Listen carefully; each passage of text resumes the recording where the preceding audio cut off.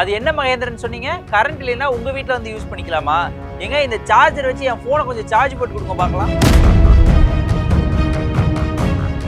6 மாசம் அமைதியா இருங்க என்ற சர்ச்சை பேச்சுக்கு இணையத்தில் வெடித்த விமர்சனங்கள். தொடர்ந்து சர்ச்சையில் சிக்கி வரும் மாஸ்டர் மகேந்திரன் என்னன்னு முழுசா தெரிஞ்சுக்கலாம் வாங்க.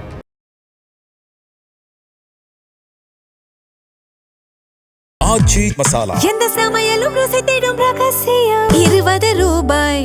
சிடாசிஸ் தமிழர் 4.0 அணிகளாய் திரள்வோம், அமைப்பாய் உயர்வோம். ஜூலை 24-25 ஹில்டன், சென்னை. நேயர்களுக்கு வணக்கம். இன்னைக்கு ஒரு ஹாட்டான டாபிக்கா போயிட்டு இருக்கிறதா மாஸ்டர் மகேந்திரனின் சர்ச்சை பேச்சு. அப்படி என்ன பேசியிருக்காரு அப்படிங்கிறத விட ஃபர்ஸ்ட் அவரை பத்தின கொஞ்சம் டீடைல் பட்டு வந்துடலாமா? இந்த மாஸ்டர் மகேந்திரன் யார் அப்படின்னா, குழந்தை நட்சத்திரமா இன்ட்ரடியூஸ் ஆனவர். அதாவது நாட்டாம படத்துல வந்து ஒரு சின்ன டயலாக் சொல்லியிருப்பாரு, ஐயா நான் பார்த்தேன் அப்படின்னு. இப்ப ஏன்டா அந்த டயலாக் சொல்ற, அவர் குத்தி காட்டுறேன்னு கேட்டா, அந்த டயலாக் வச்சுதான் இப்போ வந்து இந்த கான்ட்ரவர்சியை வந்து கடைசியா என் பண்ணியிருக்கிறாங்க. எப்படின்னு நான் சொல்றேன் கேளுங்களேன். அதாவது மாஸ்டர் மகேந்திரன் இந்த மாதிரி நாட்டாம படத்துல இன்ட்ரடியூஸ் ஆகி அதுக்கப்புறம் குழந்தை நட்சத்திரமா பல கேரக்டர்ஸ்ல நடிச்சு அதுக்கப்புறம் கொஞ்ச நாள் அவர் அங்கீகாரம் இல்லாமல் ரொம்பவே ஒரு டவுன்ஃபால்ல இருந்தப்போ அவருக்கு கை கொடுத்தது தான் விஜயோடைய மாஸ்டர் திரைப்படம். லோகேஷ் கனகராஜ் வந்து மகேந்திரனை நம்பி மாஸ்டர் படத்துல அவருக்கு ஒரு கேரக்டர் கொடுத்தனாலதான் இப்ப வந்து மாஸ்டர் மகேந்திரன் அப்படின்னு வந்து அவருக்கு ஒரு பெயர் சூட்டப்பட்டிருக்கு. அந்த திரைப்படத்துல அவரோட கேரக்டர் வந்து ஒரு ஸ்ட்ராங்கான ரோல் பிளே பண்ணிச்சுன்னு சொல்லலாம். அதுக்கப்புறம் ஒரு வெப்சீரிஸ் அவர் ரிலீஸ் ஆச்சு, லேபிள்னு. அந்த படத்துக்கும் ஒரு சர்ச்சை வந்துச்சு. என்ன அப்படின்னா வந்து அவர் வந்து படம் ஃபுல்லா கெட்ட வார்த்தை பேசிட்டு இருக்காரு, கெட்ட வார்த்தையிலேயே தான் படம், அவருடைய வார்த்தைகள் எல்லாமே வந்து பெண்களை வந்து இழிவுபடுத்துற மாதிரி இருக்கு அப்படின்னு வந்து எல்லாரும் சொல்லிட்டு இருந்தாங்க. அதுக்குமே ஒரு சர்ச்சை உருவாச்சு. அவர் வந்து ஒரு டெலிவிஷன் ஷோல வந்து சொல்லியிருந்தாரு, நான் வந்து படம் ரிலீஸ் ஆகிறதுக்கு முன்னாடி வந்து டைரக்டர்லாம் நிறைய தடவை கேட்டேன், ஆனா நான் என்னன்னா இவ்வளோ கெட்ட வார்த்தை பேசுற மாதிரி இருக்கு, எல்லாரும் என்ன திட்டுவாங்களா, இதெல்லாம் மக்களுக்கு புரியுமா பிடிக்குமா அப்படின்லாம் வந்து அவர் வந்து நான் டைரக்டர்கிட்ட கேட்டிருந்தேன். அதுக்கப்புறம் பல தாய்மார்கள்ட்ட போய் நான் கேட்டேன், இந்த மாதிரிலாம் பேசுறேனேம்மா இது சரியா இருக்குமா அப்படின்னு. அப்ப அந்த தாய்மார்கள் சொன்னாங்க, ஏப்பா கோவம் வந்தா கெட்ட வார்த்தை தான்ப்பா பேசுவாங்க அப்படின்னு சொன்னாங்க. அதை தான் நானும் இங்க சொல்றேன், கோவம் வந்தா ஒரு கெட்ட வார்த்தை பேசுறதுதான் இயல்பு, அதைத்தான் அந்த படத்துல நான் காட்டியிருக்கேன் அப்படின்னு சொல்லி அதுவுமே ஒரு சர்ச்சை உருவாச்சு. நான் போய் கெட்ட வார்த்தை பேசிட்டாப்பா, நான் வந்து உன்கிட்ட வந்து கோவத்துல வந்து திட்டிட்டேன் ஏத்துப்பியாப்பா அப்படிங்கிற மாதிரி பல சர்ச்சைகள் உருவாச்சு. அது ஒரு சைடு இருந்தப்பறம் இப்ப மறுபடியும் வந்து மாட்டியிருக்கிறாப்புல. என்ன அப்படின்னா, இப்ப தமிழக அரசியல்ல புது மாற்றம் உருவாக்கி இருக்கிறது தான் தாவேக்கா அரசு.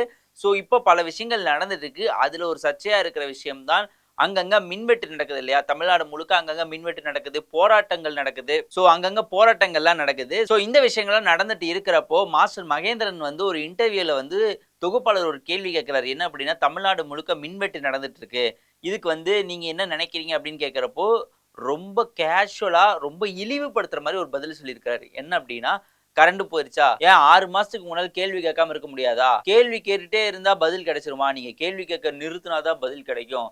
எப்ப பாரு ஒருத்தர் சிஎம்ஏ கேட்டுட்டு இருந்தா என்ன நடக்கிறது அப்படின்னு. இதுக்கு என்ன சொல்றாங்க, ஏன்பா ஒரு போன ஆட்சியில பிரச்சனை வந்து கேள்வி கேட்டுதான் இப்ப ஆட்சி மாற்றமே நடந்துச்சு, இந்த ஆட்சி மாற்றம் நடந்த அப்புறமும் இந்த பிரச்சனைகள் நடந்தா கேள்வி கேட்கதான்ப்பா செய்வோம்னு கேட்கறாங்க. அதையும் தாண்டி ஒரு விஷயம் சொல்லியிருக்காரு. என்ன அப்படின்னா, சோலார் பேனல் வச்சுக்கோங்க, ஏன் அதெல்லாம் கண்டுபிடிச்சு சும்மா தானே வச்சிருக்காங்க, யூஸ் பண்ணுங்க அப்படிங்கிறாரு.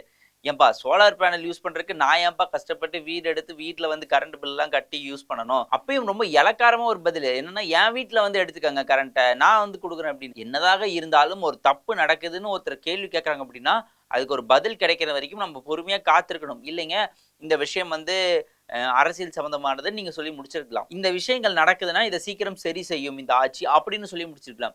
ஏன் இருக்க முடியாதா? ஏன் வீட்டுல வந்து எடுக்காங்கன்னா ஒரு தெனாவெட்டு கலந்த ஒரு பதிலா தான் எல்லாருமே பாக்குறாங்க.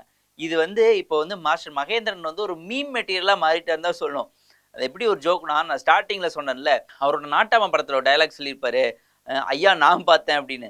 ஸோ அது ரெண்டையும் போட்டு நாட்டாம கேட்டிருப்பாரு, ஏ நீ பாத்தியா அப்படின்னு. அப்போ வந்து கீழே வந்து மகேந்திரனோட போட்டோ போட்டு, இல்லையா கரண்ட் இல்லை நான் பார்க்கல அப்படின்னு சொல்லி கீழே மகேந்திரன் போட்டோ போட்டு ஒரு மீம். இந்த மாதிரி மீம்ல போட்டு போட்டு கலாய்ச்சிருக்காங்க. அதையும் தாண்டி கலாய்க்கிறதையும் தாண்டி அவரை திட்டிருக்காங்க. தமிழ்நாடு மக்களை நீ என்ன நினைச்ச? தமிழ்நாடு மக்கள் வந்து நீ என்ன பேசினாலும் கேட்டு போயிடுவாங்களா? நீ ஆல்ரெடி இப்பதான் வந்து ஒரு சர்ச்சையில மாட்டி இப்பதான் சிக்கி வெளியே வந்திருக்க, மறுபடியும் ஒரு சர்ச்சை பேச்சு பேசுற, இது உனக்கு சரி கிடையாது அப்படிங்கிற மாதிரி நெட்டிசன்கள் போட்டு அவர் அடிச்சிட்டு இருக்காங்க. ரொம்ப பாவமா தான் இருக்கு மாஸ்டர் மகேந்திரனை பார்த்தா. ஆனாலும் நீங்க பேசுனது தப்பு தான். இனிமேல் இந்த மாதிரி பேசுற விஷயங்கள் வச்சுக்காதீங்க.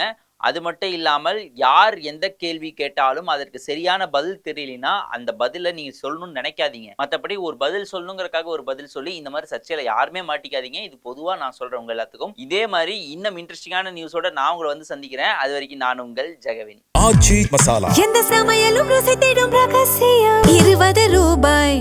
சிட்டாசிஸ் தமிழர் 4.0 அணிகளாய் திரள்வோம், அமைப்பாய் உயர்வோம். ஜூலை 24-25 ஹில்டன், சென்னை.